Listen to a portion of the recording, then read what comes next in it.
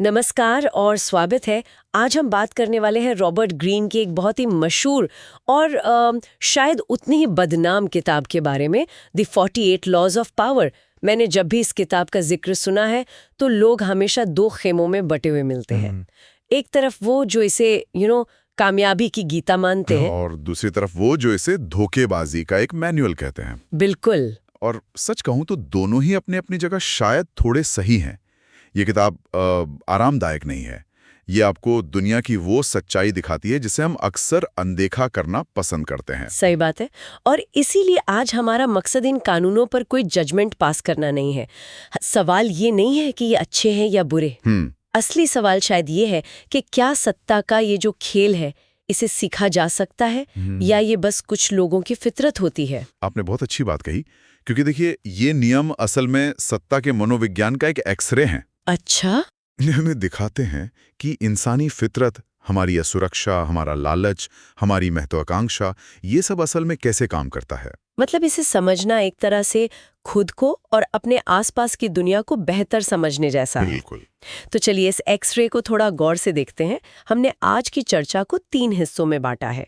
पहला, अपनी छवि और साख यानी इमेज और रेपुटेशन को कैसे बनाया और संभाला जाए।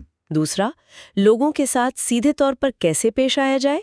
और तीसरा, जो कि बहुत जरूरी है, लंबी अवधि की सोच और रणनीति का महत्व। ठीक है, तो इसे खोलते हैं। पहला हिस्सा, छवि और प्रतिष्ठा।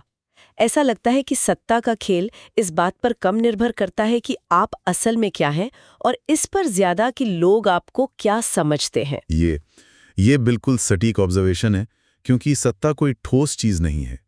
ये लोगों के दिमाग में मौजूद एक धारणा है, एक परसेप्शन है। और यहीं पर इस किताब का एक नियम है जो मुझे हमेशा से थोड़ा अजीब लगता है। नियम 1, अपने मालिक से कभी आगे ना निकले। हाँ। आज के जमाने में जहां हमें अपना टैलेंट दिखाने के लिए कहा जाता है, ये नियम थोड़ा उल्टा नहीं लगता? हमारी कहानियों में भी तो है, बीरबल अकबर से ज्यादा बुद्धिमान थे, पर उन्होंने हमेशा बादशाह को ही सबसे ऊपर रखा। ये उल्टा लगता है, लेकिन ये इंसानी मनोविज्ञान की बहुत गहरी समझ पर आधारित है। कैसे? देखिए, ये नियम आपकी काबिलियत छिपाने के बारे में नहीं है। ये आपके बॉस की असुरक्षा को संभालने के बारे में है। अच्छा। सोचिए, आपके बॉस की जो कुर्सी है वो उसकी पहचान है। सही है। जब आप उनसे बेहतर परफॉर्मेंस करके उनकी पहचान पर खतरा डालते हैं तो आपकी काबिलियत उनके लिए गुण नहीं बल्कि एक चेतावनी बन जाती है। अच्छा। और कोई भी अपने लिए खतरा पालना नहीं चाहता। बीरबल ये जानते थे। उनकी असली शक्ति उनकी बुद्धिमानी में नहीं थी, बल्कि ये समझने में थी कि उस बुद्धिमानी का इस्तेमाल कब और कैसे करना है। मतलब अपनी काबिलियत को एक मध्यम रोशनी की तरह दिखाना है, ना कि ऐसी तेज रोशनी जो दूसरों को अंधा कर दे। बिल्कुल सही पकड़ा आपने। खैर, एक बार जब आप अपने बॉस को सहज कर लेते हैं तो अगला कदम है खुद को स्थापित करना। यहाँ 2 नियम एक साथ आते हैं। नियम 6, हर कीमत पर ध्यान आकर्षित करें। और नियम 5, अपनी प्रतिष्ठा की हर कीमत पर रक्षा करें। पर इसमें खतरा भी तो है। क्या? अगर आप सिर्फ ध्यान खींचने पर फोकस करें तो लोग आपको एक शो ऑफ समझ सकते हैं। आपकी प्रतिष्ठा बनने से पहले ही बिगड़ सकती है। इस जाल से कैसे बचें? यही तो इन दोनों नियमों के बीच का वो नाजुक संतुलन है। ध्यान आकर्षित करना आग जलाने जैसा है। ये जरूरी है ताकि लोग आपको देख सकें। ठीक है। लेकिन अगर आग पर काबू नहीं पाया गया तो वो सबको जलाकर राख कर देगी। आपकी प्रतिष्ठा उस आग को नियंत्रित करने वाला घेरा है। ध्यान खींचने का हर कदम सोचा समझा होना चाहिए ताकि वो आपकी मनचाही छवि को मजबूत करे, न कि उसे कमजोर। प्रतिष्ठा बनाने में सालों लगते हैं, लेकिन एक गलत कदम और सब खत्म। और शायद इसी संतुलन को बनाने का एक तरीका है नियम 4, हमेशा जरूरत से कम बोलें। हाँ, ये बहुत शक्तिशाली है। मैं एक ऐसी मीटिंग की कल्पना कर रही हूँ जहाँ हर कोई ज्यादा से ज्यादा बोलने की कोशिश कर रहा है और एक व्यक्ति कोने में चुपचाप बैठा है। सबकी नजरें आखिर में उसी पर टिक जाती हैं, है ना? बिल्कुल। और उस पल में उस एक व्यक्ति के शब्दों का वजन बाकी सबके मुकाबले 10 गुना ज्यादा होता है। खामोशी आपको रहस्यमयी बनाती है। ये दिखाती है कि आप नियंत्रण में हैं। जो लोग लगातार बोलते रहते हैं वो अनजाने में अपनी योजनाएं, अपनी कमजोरियां, सब कुछ उजागर कर देते हैं। अच्छा? कम बोलने वाला इंसान एक बंद तिजोरी की तरह होता है। सबको लगता है कि अंदर जरूर कोई खजाना होगा, और सच तो यह है कि आप जितना कम बोलेंगे उतनी ही कम संभावना है कि आप कोई बेवकूफी भरी बात कहेंगे। तो अगर मैं इसे ठीक से समझ रही हूँ तो पहले हिस्से का निचोड़ ये है कि सत्ता का खेल एक बाहरी खेल से शुरू होता है। अपनी छवि को एक मूर्तिकार की तरह तराशें, अपनी साख को एक हथियार की तरह इस्तेमाल करें और अपनी खामोशी से अपनी ताकत का एहसास कराएं। एकदम सही। ठीक है, तो अपनी छवि को नियंत्रित करना एक बात हुई, ये बाहरी खेल है। लेकिन जब हमें दूसरों से सीधे तौर पर कुछ चाहिए हो, तब क्या? ये भीतरी खेल है। हाँ, और यहाँ आकर नियम और भी ज्यादा सीधे और कठोर हो जाते हैं। क्यों? क्योंकि ये नियम भावनाओं की गुलाबी दुनिया पर नहीं, बल्कि इंसानी फितरत की कठोर सच्चाई पर आधारित है। जैसे कि नियम 2, दोस्तों पर बहुत ज्यादा भरोसा ना करें। ये सुनने में तो बहुत अकेला और निराशावादी लगता है। किताब कहती है कि दोस्त आसानी से ईर्ष्या का शिकार हो सकते हैं। क्या वाकई सत्ता पाने के लिए हर रिश्ते को शक की नजर से देखना जरूरी है? ये एक बहुत जरूरी सवाल है। ये नियम ये नहीं कहता कि दोस्त मत बनाओ। अच्छा। ये कहता है कि दोस्ती और काम को मिलाओ मत।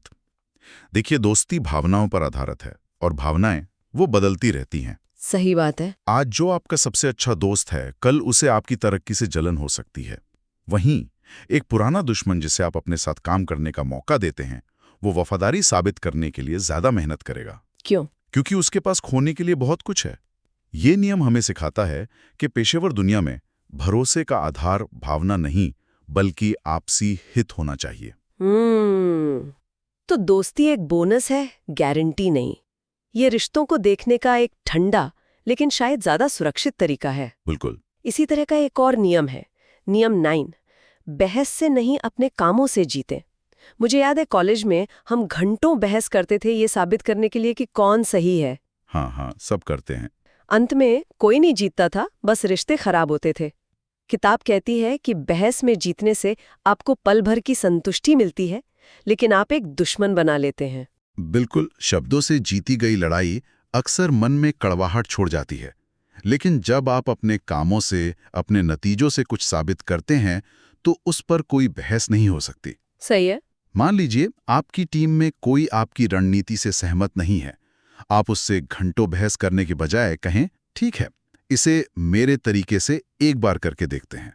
जब नतीजे आएंगे तो जीत अपने आप आपकी होगी, बिना एक शब्द कहे। मतलब असली जीत वो है जो आपके विरोधियों को भी आपका सम्मान करने पर मजबूर कर दे। और ये सिर्फ ठोस नतीजों से ही संभव है। और जब हमें दूसरों से मदद की जरूरत हो, तब आता है नियम 13। मदद मांगते समय लोगों की दया की नहीं, उनके स्वार्थ की अपील करें। ये सुनने में थोड़ा मतलबी लगता है। मतलबी नहीं, इसे व्यावहारिक कहना ज्यादा सही होगा। अच्छा। ये मानवीय मनोविज्ञान की गहरी समझ है। ज्यादातर लोग सबसे पहले अपने बारे में सोचते हैं। ये बुरा नहीं है, ये बस सच है। जब आप लोगों को ये दिखाते हैं कि आपकी मदद करने से उनका कोई लक्ष्य पूरा होगा, तो वे आपकी मदद एक एहसान की तरह नहीं, बल्कि एक निवेश की तरह करेंगे। मतलब सवाल ये नहीं है कि क्या आप मेरी मदद करेंगे, सवाल ये है कि हमारे लिए इसमें क्या है। एग्जैक्टली। ये लेन देन के रिश्ते को ज्यादा स्पष्ट और टिकाऊ बनाता है। तो दूसरे हिस्से का निचोड़ ये है कि हमें अपने इमोशंस को साइड में रखकर एक शतरंज के खिलाड़ी की तरह सोचना होगा, जहां हर रिश्ता और हर बातचीत एक सोची समझी चाल है। ये थोड़ा डरावना भी है। डरावना है, पर शायद ज्यादा असरदार भी। चलिए अब चर्चा के अंतिम और शायद सबसे गहरे खंड पर आते हैं, लंबी अवधि की योजना और रणनीति। पहले 2 हिस्से तो इस बारे में थे कि आप खुद को कैसे पेश करते हैं और दूसरों से कैसे निपटते हैं, लेकिन असली शक्ति, ऐसा लगता है, वर्तमान में प्रतिक्रिया करने में नहीं, बल्कि भविष्य को पहले से लिखने में है। आपने बिल्कुल सही पकड़ा। सत्ता का खेल शतरंज जैसा है। नौसिखिया खिलाड़ी सिर्फ अपनी अगली चाल के बारे में सोचता है, माहिर खिलाड़ी 10 चाल आगे की सोचता है। और वो जानता है कि कभी-कभी एक छोटा मोहरा कुर्बान करके ही जंग जीती जाती है। बिल्कुल। और यहीं पर नियम 3, अपने इरादे छिपा कर रखें, बहुत कारगर साबित होता है। इसका सबसे बड़ा उदाहरण तो गूगल और एंड्रॉयड का है। हाँ, ये क्लासिक केस है। 2005 में गूगल ने चुपचाप एंड्रॉयड को खरीद लिया। किसी को, मतलब नोकिया या माइक्रोसॉफ्ट जैसे दिग्गजों को भी अंदाजा नहीं था कि गूगल का असली इरादा क्या है। वो सबको दिखाते रहे कि उनका फोकस सर्च और विज्ञापनों पर है। जब तक दुनिया का उनका असली इरादा समझ आया, खेल खत्म हो चुका था। हाँ, ये आश्चर्य का सबसे शक्तिशाली इस्तेमाल है। जब आपके विरोधी आपके असली लक्ष्य को नहीं जानते, तो वे हवा में तीर चलाते हैं। वो आपकी परछाई से लड़ते रहते हैं, जबकि आप चुपचाप अपने असली लक्ष्य की तरफ बढ़ रहे होते हैं। लेकिन जब प्रतिरोध हो, जब कोई दुश्मन सामने खड़ा हो तब किताब एक बहुत ही क्रूर नियम बताती है।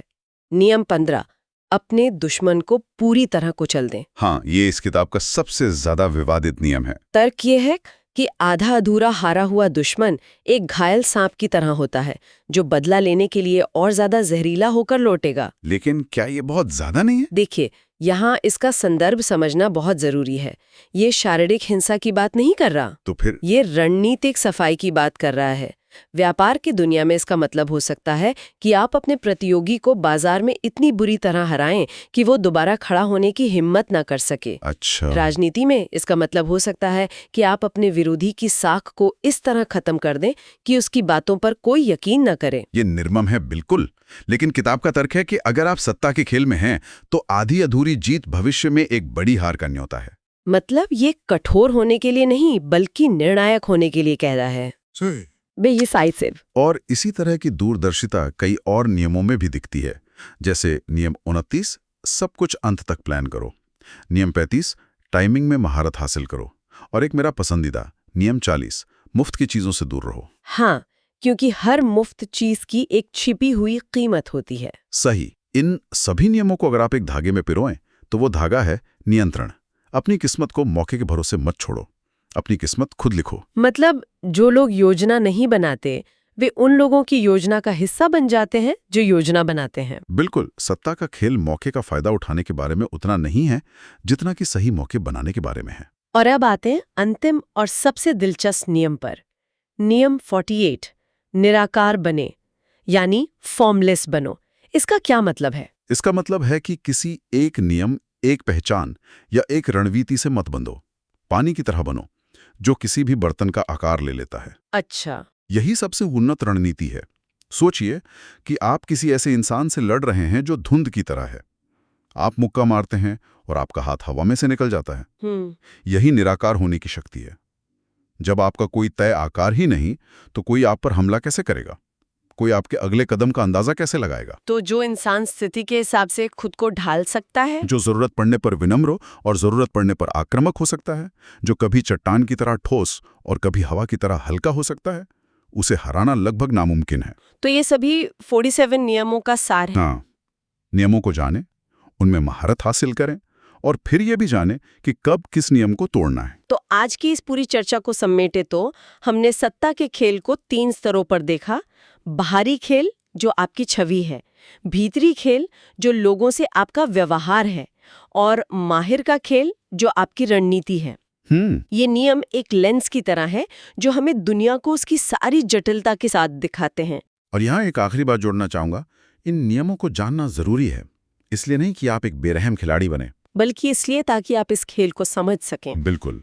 जब आप इन चालों को पहचानना सीख जाते हैं तो आप किसी और की चाल का शिकार नहीं बनते। ये ज्ञान एक तरह का बचाव है, एक कवच है जो आपको दूसरों के सत्ता के खेल से बचाता है। आप खेल में शामिल हों या ना हों, खेल तो चल रहा है। बेहतर है कि आपको उसके नियम पता हों। बिल्कुल सही। और हम श्रोताओं के लिए एक सवाल छोड़कर जाना चाहेंगे। हमारी चर्चा इस सवाल से शुरू हुई थी कि क्या सत्ता सीखी जा सकती है या ये एक फितरत है? हाँ। और ऐसा लगता है कि इसे सीखा जा सकता है।